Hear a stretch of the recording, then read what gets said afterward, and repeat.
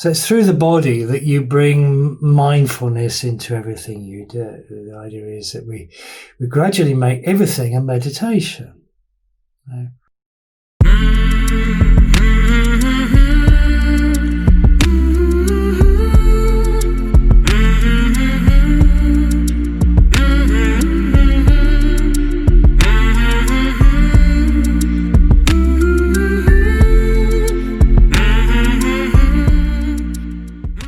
Washing up.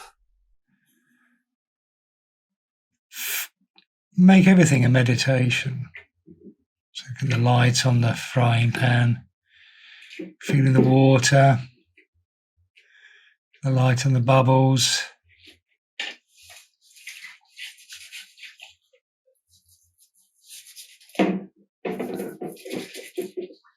Everything becomes a meditation, and if you can bring that mindful attention to your everyday activities like this, then you'll find quite quickly that you're opening up a space of mindfulness, and you're turning something that you might regard as a chore into a pleasurable experience. Ironing. Now, this is one of my favourite meditations. If you're going to do the ironing, do it mindfully. Is it a chore or is it a meditation?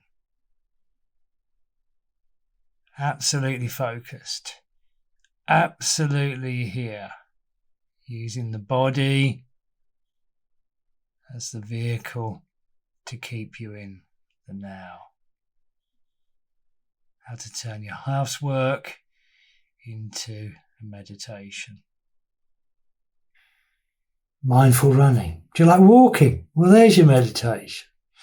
Do you ride a bike? Well, there's a meditation. Start to build it into your daily routine. So what do you do when you get up in the morning? You jump in the shower, don't you? That's a meditation.